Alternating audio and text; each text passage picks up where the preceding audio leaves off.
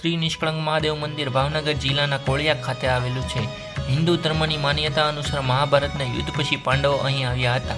કોળિયાક ગામના સમુદ્ર કિનારે દેવાદિદેવ મહાદેવની સ્થાપના કરી હતી. તેમજ વેદોથી વિધિ ભગવાન શિવની પૂજા અર્ચના કરી, જેનાથી યુદ્ધમાં કરેલ હિંસાના પરિણામે લાગેલા કલંકથી તેમને મુક્તિ મળતા તેઓનો નિષ્કળંક થયા અને તેથી તેનું નામ નિષ્કળંક મહાદેવ મંદિર થયું.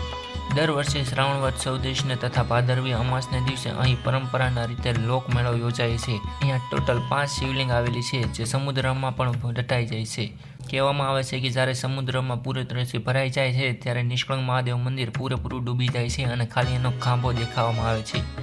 2020માં 18 અને 19 ઓગસ્ટે થનારી વદ ચૌદશ અને અમાસનો મેળો કોવિડ-19 મહામારીને કારણે રદ કરવામાં આવ્યો હતો. ફક્ત ભાવનગર રાજવી પરિવારની ધજા ચડાવવાની પરંપરા વિધિ કરવામાં આવી હતી.